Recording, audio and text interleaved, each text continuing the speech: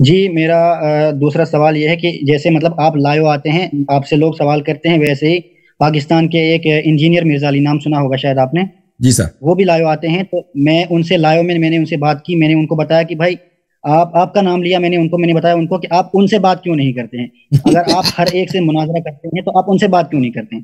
تو انہوں نے کہا کہ بھائی وہ ڈھیٹ آدمی ہے، وہ کسی کی نہیں سنتا ہے، اگر وہ دلائل سے جواب سنتا تو ہم اس سے بھی بات کرتے ہیں، آپ ان کو تیار کرو، آپ ان کو بتاؤ کہ آپ تسلی سے یہ ہماری بات سنو تو میں تیار ہوں مناظرہ کرنے کے لیے. تسلی سے سننے کے لیے تیار ہیں اور اس کے سب شرائط ماننے کے لیے تیار ہیں اور اس کو زیادہ ٹائم دے دیں گے، ٹھیک ہے نا؟ میں کم ٹائم لوں گا.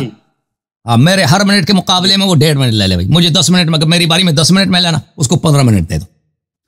مستری صاحب یہ بہانے کرنا، وہ مستری کسی سے مناظر کرتا ہی نہیں ہے، وہ آج تک کسی سے مناظر نہیں کیا، اس کے سب سوالات جوابات پلانٹڈ ہوتے ہیں، پہلے سے اس کو پتا ہوتا ہے کون کیا سوال کرے گا، ٹھیک ہے نا؟ وہ یہ سب اداکاری ہے، یہ سب اداکاری، ٹھیک ہے نا؟ اب یہاں پہ آیا نا، مجھے تو نہیں معلوم کہ آپ طالب علم ہیں، مولوی ہیں یا نیم ملا ہیں، آپ کیا سوال، مجھے تو کوئی اندازہ نہیں، ہم تو کسی کا پوچھتے نہیں ہیں پہلے سے کہ آپ کیا سوال کریں گے، وہ تو پہلے سے پوچھتا ہے. ہاں وہ تو پوچھتا ہے، وہ تو اس طرح تو کسی سے مناظرہ آج تک کیا نہیں. وہ اپنے حنیف قریشی صاحب ہیں، دیکھیں ان کے دروازے پہ گئے، ان کے اکیڈمی کے دروازے پہ گئے نا، پہلے سے کوارڈینیشن کے ساتھ دروازہ تک نہیں کھولا، پولیس بلایا اس پہ، اور بھائی تمہارے ہم مذہب ہے، وہ بھی اہل سنت، تم بھی اہل سنت، تمہارے گھر پہ تو نہیں آیا نا، آفس پہ آیا، گھر پہ آتا بھائی چلیں بچے ہیں، گھر چھوٹا ہے، وہ کچھ گزارا نہیں ہوتا نا، تمہارے آفس پہ آیا، اس سے تمہارے پاس سیکورٹی گارڈ بھی ہیں، تمہارے پاس باڈی گارڈ بھی ہیں، تم تلاشی لے لو پہلے بھائی، کوئی مفتی قریشی صاحب نے کوئی بم اسلحہ نہ لے کے آپ کو مار نہ دے، تم پھر ان کے ساتھ بیٹھو نا 5 منٹ، ان کو چائے پلاؤ، کڑھائی منگا دو بازار سے، کڑھائی کھلا دو نا.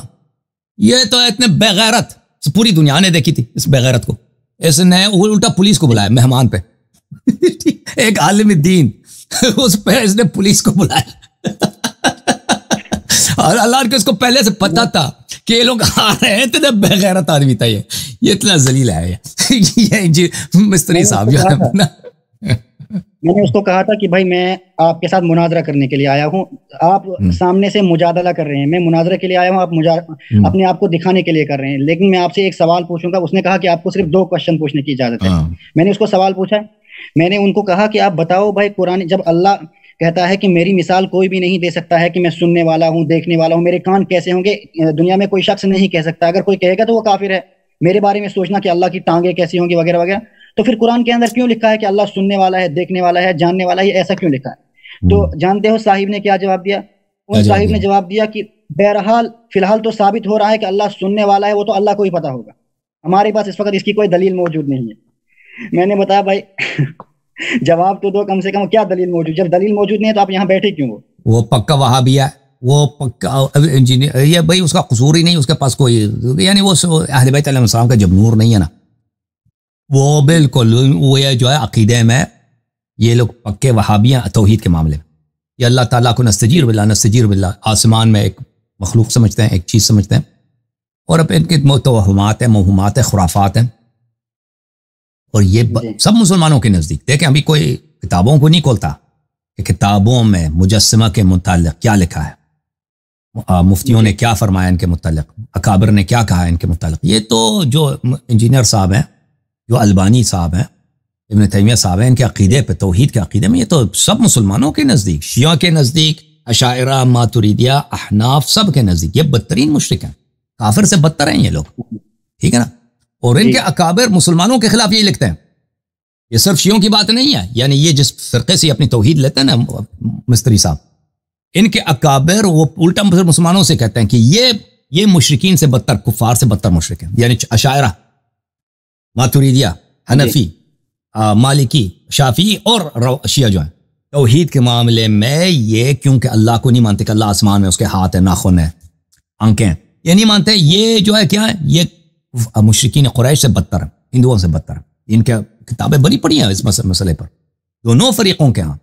تو یہ جو ہے ان کا توحید بہت مختلف ہے بقیہ مسلمانوں سے.